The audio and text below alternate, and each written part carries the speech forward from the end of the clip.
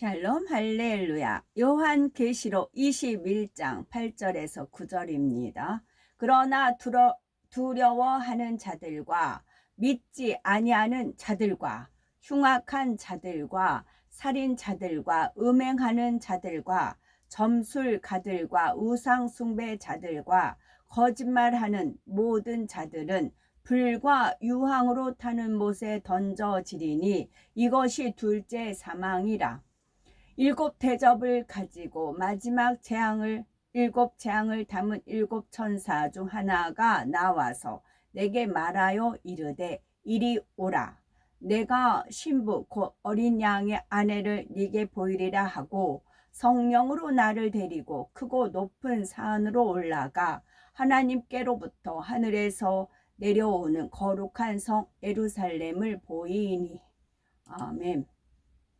요한계시록 강의 74번째 새 예루살렘입니다. 사도 요한은 모든 심판이 끝난 후 하나님께서 예비하신 새 예루살렘 성을 봅니다. 이 땅의 눈물과 애통, 모든 고난이 다 끝났고 하나님께서는 오랜 세월의 인내를 통해 참 자녀를 얻기 위한 섭리를 다 이루셨습니다. 이제 구원받은 모든 성도들은 천국에 들어가며 특히 성결되고 온 집에 충성한 참 자녀들은 영화로운 새 예루살렘 성에 들어가게 되지요. 그런데 이 새 예루살렘을 설명하기에 앞서서 하나님께서는 다시 한번 경고의 말씀을 주십니다. 8절에 그러나 두려워하는 자들과 믿지 아니하는 자들과 흉악한 자들과 살인자들과 행음자들과 술객들과 우상숭배자들과 모든 거짓말하는 자들은 불과 유황으로 타는 못에 참회하리니 이것이 둘째 사망이라 하셨지요.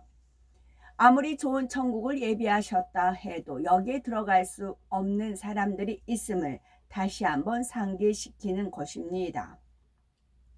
먼저 두려워하는 자란 어떤 사람입니까? 이는 주를 믿는다 하면서도 여전히 죄악 가운데 행함으로 심판을 두려워하는 사람입니다. 죄의 싹은 사망이라 하신 대로 아무리 입술로 주님을 믿는다 고백해도 불법을 행하면 천국에 들어갈 수가 없습니다. 이런 사실을 듣고 배워서 머리로는 알면서도 여전히 세상을 사랑하여 죄악에서 떠나지 않는 경우가 있지요. 그런 사람은 구원의 확신이 없으니 지옥에 대한 두려움이 있고 하나님 앞에서도 담대하지 못합니다. 진리를 들어서 머리로는 알기 때문이지요. 우리 하나님은 사랑 자체이시고 자비와 긍휼이 많은 아버지이십니다. 그런데 사람 편에서 자기 마음에 비진리가 있는 만큼 사랑의 하나님보다는 두려움의 하나님, 심판의 하나님으로 느끼게 되지요.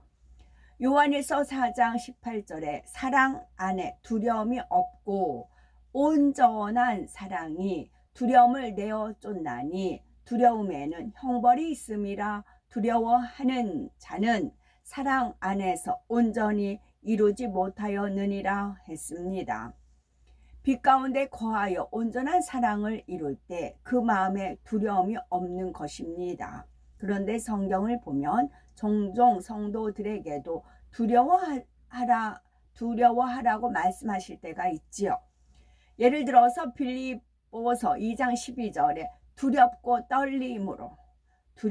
떨림으로 너희 구원을 이루라 하시었고, 베드로전서 1장 17절에도 외모로 보시지 않고 각 사람의 행위대로 판단하시는 자를 너희가 아버지라 부른즉 너희의 나그네로 있을 때를 두려움으로 지내라 했습니다.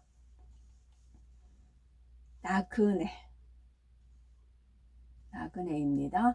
이때의 두려움은 죄 가운데 있는 사람이 심판의 형벌을 겁내는 두려움이 아닙니다. 거룩하신 하나님 앞에서 범죄하지 않기 위해 말씀대로 살기 위해 스스로 근신하고 절제하는 것을 의미하지요. 공의의 하나님을 경외하는 마음이며 혹여 방종과 교만으로 인해서 범죄하지 않으려고 근신하는 것입니다. 또한 아직 믿음이 연약하여 온전히 빛 가운데 살지 못하는 사람들 중에는 이 두려움이 있기 때문에 그나마 믿음을 지키는 경우가 있지요. 세상을 사랑하는 마음이 아직 남아있지만 지옥에 가지 않기 위해서라도 죄를 짓지 않으려고 더 노력하는 것입니다. 이런 경우는 두려움이 있다 해서 천국에 못 가는 것이 아닙니다. 두려움 때문이라도 진리 안에서 행하면 구원받아 천국에 갈 수 있게 되지요. 그렇게 해서라도 점점 더 믿음이 성장하면 이제 두려워서가 아니라 하나님을 사랑해서 기쁨과 감사함으로 신앙생활하게 되는 것입니다. 다음으로 믿지 않는 자들이란 그럼 어떤 사람들일까요? 세상 사람들 곧 주를 믿지 않는 사람들이야 당연히 천국에 못 들어갑니다. 그런데 여기서 말하는 믿지 않는 자들이란 교회에 다닌다 하면서도 참 믿음이 없는 사람들입니다. 그저 지식적인 믿음, 머리로만 아는 믿음이지요. 성경도 자신들이 믿고 싶은 내용만 믿고 자기 생각에 맞지 않는 것은 부인합니다. 부활도 천국과 지옥도 무수한 기사와 표적도 믿지를 못합니다. 그러기 때문에 교회에 다니기는 하지만 작은 질병 하나 믿음으로 치료받지 못하지요. 또한 하나님을 정령히 믿는 사람들은 하나님께서 갚아주실 것을 믿음으로 상대의 유익을 구하며 낮아지고 죽어집니다. 그러나 믿지 못하는 사람들은 자기 유익을 위해서라는 진리를 어기고 세상 사람과 다름없이 불의와 타협하며 살지요. 야고보서 2장 17절에 이와 같이 행함이 없는 믿음은 그 자체가 죽은 것이라 했습니다. 스스로 믿는다고는 하지만 행함이 없는 죽은 믿음이요 영적인 믿음은 겨자씨만큼도 없으니 결코 천국에 들어갈 수 없는 것입니다. 다음으로 흉악한 자들은 사람의 도리를 벗어나 상식적으로 이해하기 힘든 일을 저지르는 사람들입니다. 물론 믿기 전에는 흉악한 죄인이었다 해도 주님을 영접하고 회개한 사람은 구원을 받지요. 그러나 믿는다 하면서도 여전히 흉악한 죄들을 저지른다면 당연히 구원과 상관이 없습니다. 다음으로 살인자들이란 육적으로 사람을 죽이는 것만 아니라 영적인 살인자도 포함이 됩니다. 여기서 영적으로 살인한다는 것은 누군가를 신앙 안에서 실족시키는 것을 말하지요. 그 상대를 진리에서 벗어나게 하며 그 영혼을 해롭게 하는 것입니다. 예를 들어서 교회에서 머리된 사람이 비진리를 행하고 잘못된 것을 가르침으로 양떼를 사망의 길로 가게 하는 경우가 있습니다. 양떼에게 신앙 상담을 해주면서 전혀 적절하지 않은 답을 해줌으로써 오히려 큰 어려움에 빠지게 하는 경우도 있지요. 혹은 입에서 내지 말아야 할 말, 악한 말을 전함으로 상대를 실족시키는 일도 있습니다. 예를 들어서 남의 허물을 전하여 판단 정죄하게 만들고 이간질하는 거, 서로 미워하게 만드는 거, 수군수군하는 사단의 회를 만드는 것 등이 다 여기에 해당이 됩니다. 주의 종이나 교회를 애매히 비방하는 말을 하여 다른 사람을 실족시키는 것도 반드시 하나님 앞에서 계수받게 됩니다. 누가복음 17장 1절에서 2절에 예수께서 제자들에게 이르시되 실족게 하는 것이 없을 수는 없으나 있게 하는 자에게는 화로다. 저가 이 작은 자 중 하나를 실족게 할진대 차라리 연자 맷돌을 그 목에 매이우고 바다에 던지우는 것이 나으리라 하셨지요. 하나님의 자녀라면 결코 자신의 악함으로 인해 상대를 실족시키는 일이 없어야 할 것입니다. 다음으로 행음자에게도 두 가지 의미가 있습니다. 육적인 의미의 간음은 다 우리가 알지요. 영적인 의미는 하나님보다 다른 것을 더 사랑하는 것입니다. 하나님의 자녀들은 하나님을 가장 사랑해야 합니다. 물론 초신자 때는 아직 하나님보다 세상을 더 사랑하기도 합니다. 하나님보다 다른 것을 더 사랑하는 것이 영적인 간음이라 했습니다. 하나님 욕심쟁이다, 독재자다 라고 생각하기 때문에 하나님보다 다른 걸 더 사랑하려고 하잖아요. 왜 하나님만 사랑하라고 하는가 해서 반발심이 생기기 때문에 이 말씀에 이렇게 순전하게 순종하면 좋은데 안 그러잖아요. 그것은 천국에 가시면 우리가 하나님의 사랑, 그러면 우리가 하나님을 사랑을 했어요. 근데 우리가 막상 갔는데 하나님은 빛으로만 계시다고요. 소리로만 계시고. 우리는 형상을 입었어요.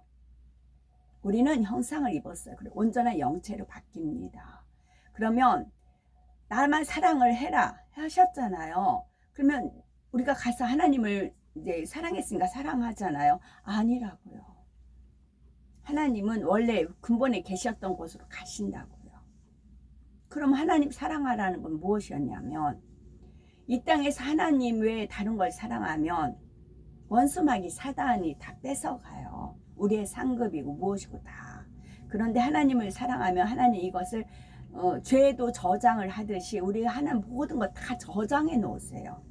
그 은혜의 창고라는 것이 있죠. 튤립의 형상으로 연 핑크하고 연 하늘색 된 그 창고들이 있어요. 그런 것에 우리가 하나님 앞에 올린 모든 사랑과 그런 정성과 충성 다 저장을 해 놓으세요.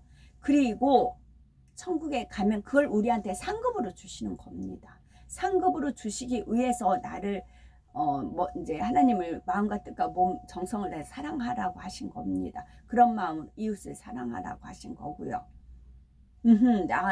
나만 사랑해. 내가 뭐 하나님이야. 뭐 나는 창조주고 너희들은 피조물이야. 의시되는 게 아니라고요. 오히려 하나님 안 받으세요. 안 받으십니다. 안 받으시고 당신이 계셨던 곳으로 갑니다. 그리고 우리가 형제 자매 한 상에 둘러 먹고 마시는 자 형제 자매 못지니로 해서 가족의 형성이 돼서 아름답게 오손도손 사는 모습을 뿌듯하게 흐뭇하게 바라보신다고요. 그 착한 부모님들은 그러잖아요. 자녀들이 그때그때 용돈 준 거 다 못 얻었다가 그 자녀가 어려운 일 당하면 도로 내놓으시잖아요. 지혜롭고 착한 부모님들은 그러잖아요. 좀 질이 좀 안 좋은 그 부모는 용돈 계속 달라고 더 막 채근거리고 안 주면 막 뭐라고 하고 그렇잖아요. 그래서 전에 제가 남의 집 일을 할 때 광주가 시댁이었는데 어머니가 이제 환갑이라고 그래서 그때 냉장고가 뭐 하나 냉장고를 사달라고 해서 이제 코스트코 가서 봤다고 그러더라고요.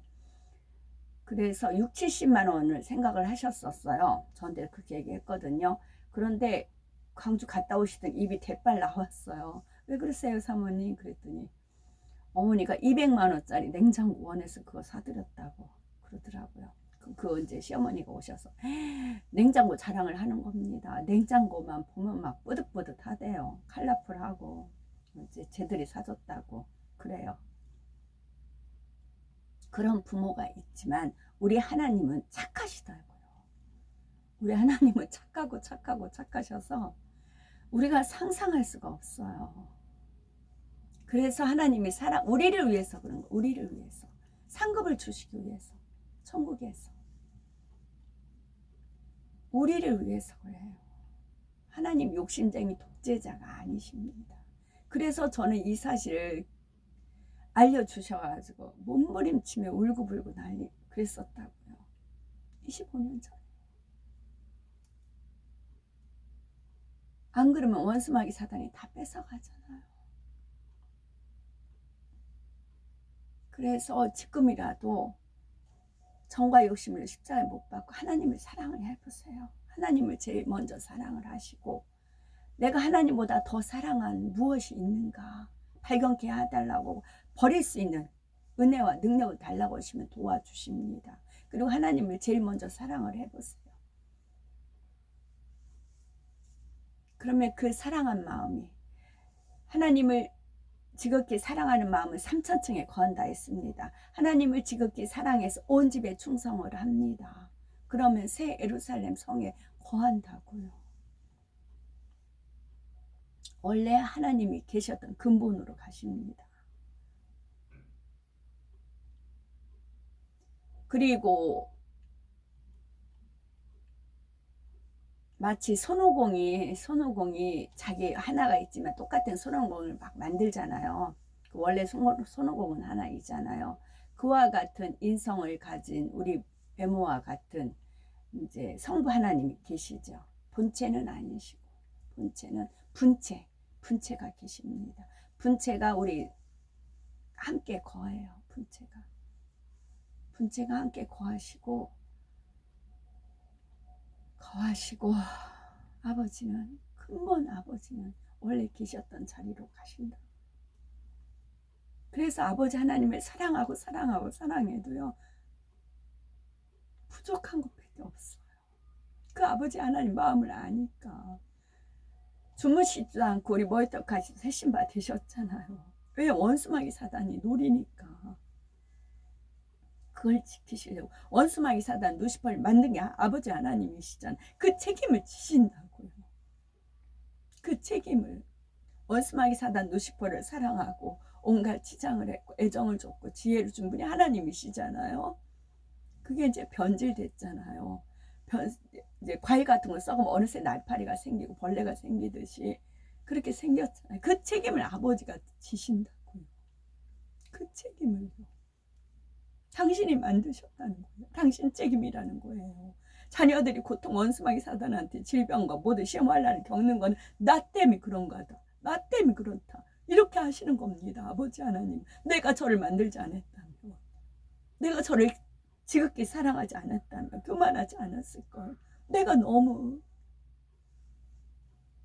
편애를 했다. 그래서 내 탓이다. 그러신다고요. 아버지 하나님은요.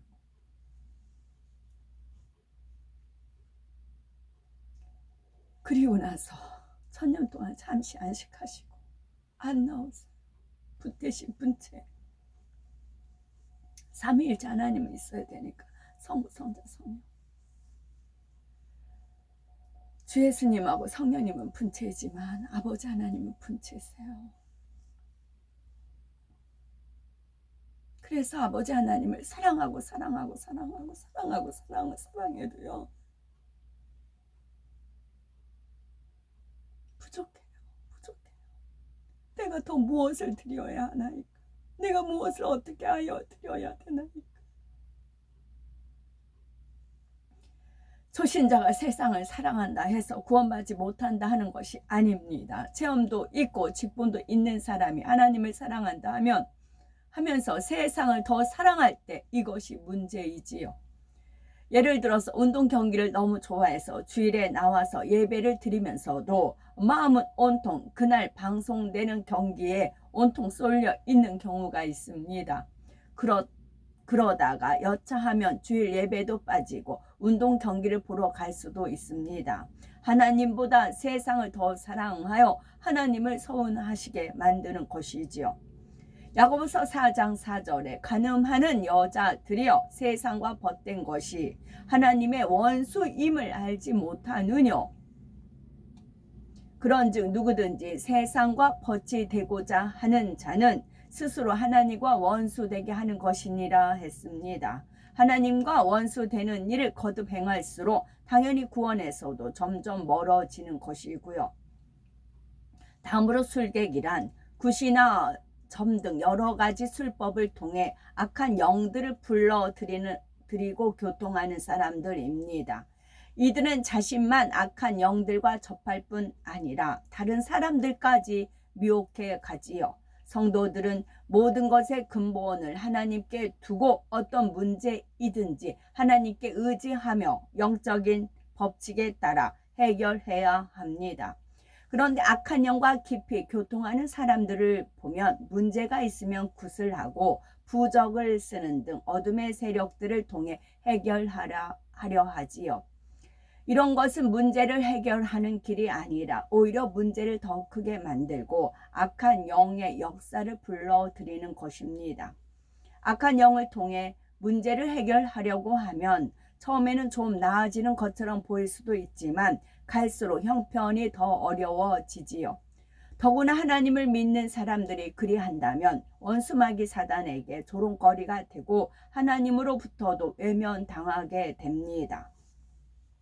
레위기 20장 27절을 비롯하여 성경 곳곳에는 신접한 자들은 백성 중에 결코 용납하지 말고 반드시 돌로 쳐서 죽일 것을 명하셨지요. 또한 그런 이들을 믿고 따르는 사람들도 백성 중에서 끊어질 것이라고 엄히 경고하셨습니다. 그런데 여기서 술객이란 단지 점을 치거나 악한 영과 교통하는 것만을 의미하는 말씀은 아닙니다.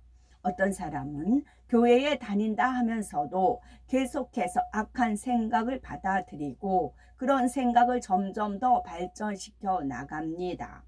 비록 주님을 믿기 전에는 그랬던 사람이라도 주님을 영접한 후로는 변화되어야지요.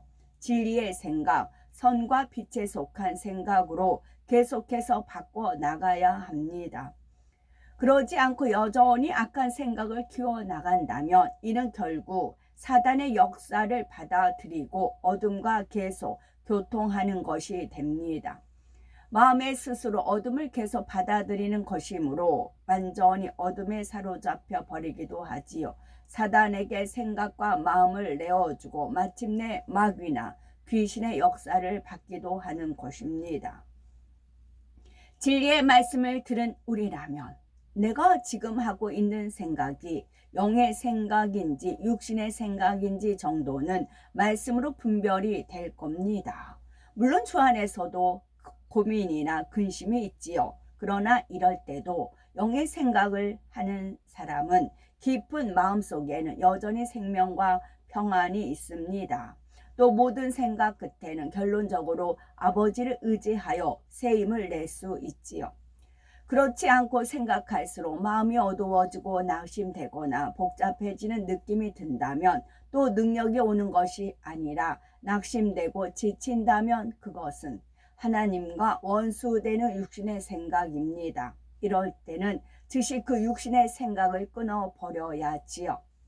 또한 불같은 기도를 쉬지 않아서 육신의 생각과 그 근본이 되는 육신, 곧 자기 안에 비진리를 태워나가야 합니다. 그래서 어둠이 전혀 우리에게 근접하지 못하고 오직 성령님과만 밝히 교통한 우리가 되셔야 되겠죠.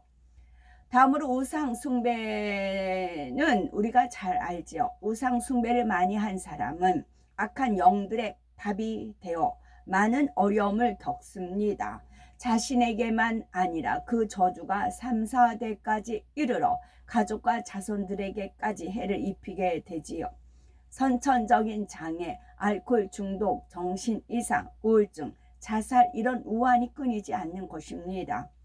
회개하여 하나님을 믿고자 해도 영적으로 회방을 많이 받아 믿음을 갖기 어려운 경우도 있습니다.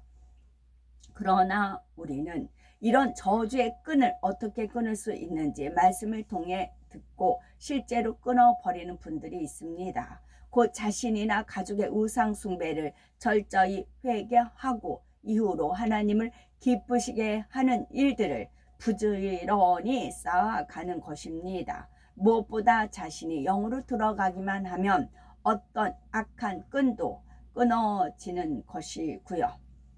이런 육적인 우상 숭배 외에도 영적인 우상 숭배가 있습니다. 자녀나 남편 혹은 물질 등 어떤 것을 하나님보다 더 사랑해서 영적인 우상으로 삼는 경우가 있습니다. 아무리 하나님의 역사를 보고 신앙생활을 해도 마음 중심에서 믿지 못하면 여전히 세상에 대한 미련을 버리지 못합니다. 정녕 하나님의 말씀을 믿고 천국을 믿는다면 이 천국을 소유하기 위해서 모든 것을 버릴 수가 있지요. 그러나 믿지 못하기 때문에 여전히 하나님보다 더 사랑하는 것이 남아있고 이것이 우상이 되어 하나님을 서운케 하는 것입니다. 요한일서 5장 21절에 자녀들아 너희 자신을 지켜 우상에서 멀리하라 하신 말씀대로 육적인 우상도 영적인 우상도 우리와는 상관이 없어야 되겠습니다. 멀리하라. 가까이 두고 내 자신을 지킨다? 쉽지가 않은 거죠. 그러니까 멀리하라. 뭐 텔레비전을 계속 보고 있으면서 나 이거 안 봐야 돼. 나 이거 마지막이야. 막 그러잖아요. 그러지 말고 안 볼 수 있으면 끈다거나 뭐 다른 이제 기도를 한다거나 이제 찬송을 듣는다거나 해서 이제 하나부터 슬슬 하시는 거예요. 작은 일부터. 이제 마지막으로 나오는 것은 거짓말하는 자입니다. 빛 대신 우리 하나님은 오직 진실 자체요 회전하는 그림자도 없으신 분입니다. 거짓말을 좋아하고 지어내는 것은 하나님과 반대되는 것이요 원수마귀 사단의 속성이지요. 사람들은 보통 자신의 유익을 위해서라면 상대를 해치는 거짓말까지 지어냅니다. 자신의 잘못이나 수치를 감추기 위해 진실을 왜곡하고 말을 가감하기도 하지요. 물론 일상생활에서 사소한 거짓말들을 한다 해서 그로 인해서 당장 지옥에 떨어지는 것은 아닙니다. 그러나 새 예루살렘을 사모하는 우리라면 거짓된 속성은 홀이라도 남겨두지 말아야 합니다. 정도를 걷지 않고 타협하는 거, 동문서답하는 거, 외식하는 거 이런 것들도 결국 거짓된 마음에서 나오지요. 하나님과의 약속은 당연히 지켜야 하고 사람과의 약속도 임의로 어기거나 한번 마음에 정한 것을 자기 유익을 쫓아 변개하는 일이 없어야 합니다. 또한 하나님을 사랑한다 하면서 형제를 미워하는 자, 하나님과 사귐이 있다 하면서 빛 가운데 행하지 않고 어둠 가운데 행하는 자도 거짓말하는 자라 했습니다. 이런 거짓들을 자꾸 쌓아가다 보면 결국 사망에 이르는 거짓말까지 하게 됩니다. 하나님의 사람을 대할 때에도 두려움이 없이 거짓을 말할 수 있고 하나님 앞에서도 속일 수가 있지요. 예를 들어서 아나니아와 삽비라 같은 경우는 권능으로 보장받는 하나님의 종을 속임으로 그 자리에서 혼이 떠나고 말았습니다. 또 요한일서 2장 22절에는 거짓말하는 자가 누구뇨? 예수께서 그리스도이심을 부인하는 자가 아니뇨 했습니다. 이런 경우는 자기의 악 속에서 진리를 부인하고 하나님의 역사를 회방하며 거짓말하는 것이니 얼마나 악한 것입니까? 하나님의 역사를 보고도 마귀의 역사라 하고 성령 회방 모독을 하는 경우도 있습니다. 요즘 지나가다 보면 신천지하고 하나님 성애 분들이 이렇게 전도지를 많이 돌리더라고요. 이제 지나가는데 신천지가 이제 딱 줘요. 그래서 저는 예수 그리스도 믿는 사람이에요. 그랬더니 정답 말하네요. 그러더라고요. 그리고 이제 어제도 하나님 성애 또 전도지 가서 저는 예수 그리스도 믿어요. 그러고 지나갔지요. 이런 거짓말하는 자들을 비롯하여 두려워하는 자, 믿지 않는 자, 흉악한 자, 술객, 행음자, 우상 숭배자 등은 불과 유황으로 타는 못에 참회하리니 이것이 둘째 사망이라 했습니다. 아무리 교회에 출석을 하고 입술로는 주를 믿는다 해도 여전히 죄악 가운데 살면 천국에는 갈 수가 없다는 것이지요. 이와 같은 경고의 말씀을 마치고 9절에는 다시 새 예루살렘으로 시선을 돌립니다. 7 대접을 가지고 마지막 7 재앙을 담은 7 천사 중 하나가 나와서 내게 말하여 가로되 이리 오라 내가 신부 곧 어린 양의 아내를 네게 보이리라 했지요. 여기 7 대접과 7 재앙이 언급된 것은 앞으로 재앙이 또 남아 있다는 말이 아닙니다. 7년 환란 중에 일어났던 여러 가지 재앙 중에 7 대접에서 부어진 7 재앙이 있었지요. 이 재앙들을 수행했던 천사 중에 한 천사가 요한에게 말했다는 것입니다. 그러면 여기서 이 천사가 요한에게 보여주겠다는 신부, 그 어린 양의 아내란 누구일까요? 우리 성도일까요? 그렇지 않죠. 그 뒤에 이어지는 말씀을 보면 천사는 사도 요한을 데리고 가서 거룩한 성 새 예루살렘을 보여주지요. 어린 양이란 모든 인류를 구원하기 위해 속죄양이 되어주신 예수 그리스도 우리 주님을 의미합니다. 그리고 주님의 신부는 우리 성도이지요. 그런데 본문에서 신부 곧 어린 양의 아내는 성도들이 아니라 새 예루살렘 성을 말합니다. 새 예루살렘이 예비한 것이 신부가 신랑을 위해 단장한 것 같다 하였지요. 이는 새 예루살렘이 성도들에게 있어서 신부와 같은 역할을 해주기 때문입니다. 신부는 신랑을 맞이하기 위해서 단장을 하고 기다리는 여인입니다.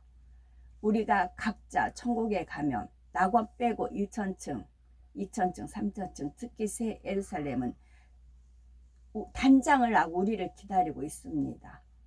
정말 그 자기들이 좋아하는 보석과 자기들이 좋아하는 그 모든 취향에 누리고 갖고 싶고 했던 걸 다 참고 버리고 인내했던 그런 것이 다 상급으로 100배 이상으로 채워줍니다.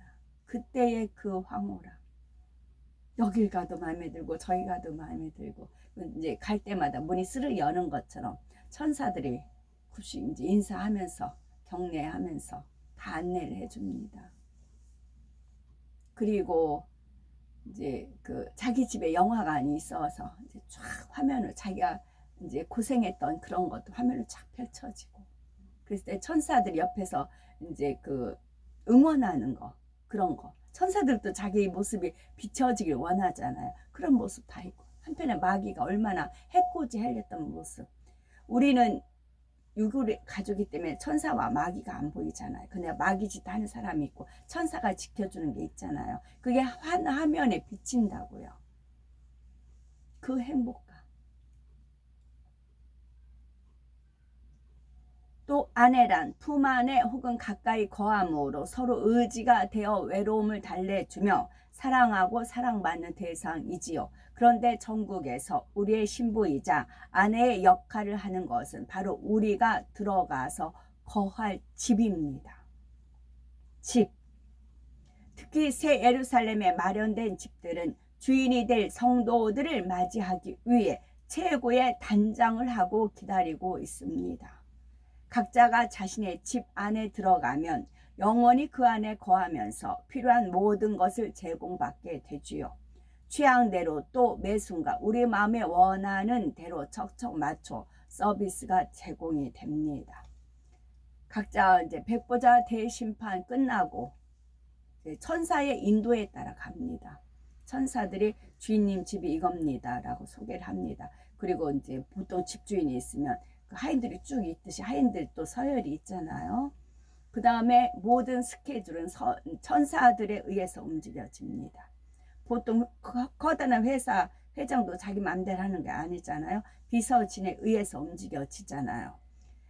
그러나 천국은 하나님의 뜻 가운데 이루어지기 때문에 그 사람 그 주인의 마음에 근다고 주인의 마음을 거스리지 전혀 않아요. 주인의 마음이 원하는 대로 천사들이 자동으로 움직여 줍니다. 말없이 조용히 움직여 줍니다. 그리고 이제 뭘 해야 될지 알려주고요. 이미 천사들 훈련이 다 되어 있고 이 땅의 신부가 신랑을 아무리 잘 섬긴다 해도 새 예루살렘의 집이 그 주인을 섬기는 것보다는 못할 것입니다. 또한 새 예루살렘에 마련된 집들은 우리가 그 안에 들어가게 될 때에야 알맹이가 채워지고 참된 가치가 있게 됩니다. 새 예루살렘을 어린 양의 아내라 하는 이유를 알아보면 이는 새 예루살렘의 성의 의미가 율법을 완성하신 예수 그리스도 그 어린 양의 의미와 짝을 이루기 때문입니다. 아내라는 말은 남편이라는 말이 있어야 그 짝을 이루어 하나의 완전한 의미가 만들어집니다. 새 예루살렘에도 영적인 의미의 짝이 있는데 그 짝은 곧 어린 양, 다시 말해 우리 주 예수 그리스도이십니다. 이 땅의 예루살렘은 구약 시대의 율법을 상징하는 성이지요. 또 천국의 거룩한 성을 새 예루살렘이라 이름 지은 것은 예수님께서 모든 율법을 사랑으로 완성하심을 기념하기 위해서라 했지요. 구약의 율법에서는 죄인들이 죄사함을 받기 위해 흠없는 양, 곧 1년 된 수량을 속죄의 제물로 바쳤습니다. 그런데 예수님께서 이 어린 양을 대신하여 친히 십자가에 달려 죽으심으로 이를 믿는 자마다 영생을 얻게 되었지요. 또한 이처럼 어린 양이 되어주신 예수님으로 인해 수많은 사람들이 거룩한 성, 새 예루살렘까지 들어갈 수 있게 되었죠. 그래서 율법을 완성하기 위해 속죄의 제물이 되어주신 어린 양과 율법을 의미하는 예루살렘을 새롭게 한 새 예루살렘이란 이름이 하나의 짝을 이룹니다. 이런 관계를 설명하기 위해서 본문에서는 새 예루살렘을 어린 양의 아내라 표현을 한 것이지요. 그런 의미의 짝을 설명하기 위해 주님의 아내라 하지 않고 굳이 어린 양의 아내라고 표현한 것입니다. 로마서 2장 13절에 하나님 앞에서는 율법을 듣는 자가 의인이 아니요 오직 율법을 행하는 자라야 의롭다 하심을 얻으리니 했습니다. 원수 마귀 사단 앞에서는 율법을 듣기만 하면 돼. 행하지 마. 너 귀찮잖아. 그냥 지식으로만 쌓아. 지식은 교만케 하는 거니까 교만해야 내 과가 되는 거야. 그런다고요. 하나님 앞에서는 율법을 듣는 자가 의인이 아니오 오직 율법을 행하는 자라야 의롭다 하심을 얻으리라 했습니다. 아무리 천국에 대해서 밝게 듣고 배워도 아무리 진리를 많이 알아도 그래서 의인이 되는 것이 아닙니다. 그래서 하나님께서는 거듭거듭 경고하시지요. 듣는 것으로 끝나서는 안 되고 우리 자신이 진리를 행해야 하며 마음에서 불의를 다 버려야 합니다. 우리 자신이 축복의 그릇을 준비해야지요. 그래야 새 예루살렘의 말씀도 또 축복의 말씀도 모든 것이 내 자신의 것이 되는 것입니다. 영으로 온 영으로 들어가겠다는 것이 입술의 고백에만 그치는 것이 아니라 반드시 행함과 진실함으로 이뤄내시는 우리가 되셨으면 좋겠고 그래서 신부와 같이 단장한 새 예루살렘이 반드시 우리 각자의 집이 되셨으면 참 좋겠습니다.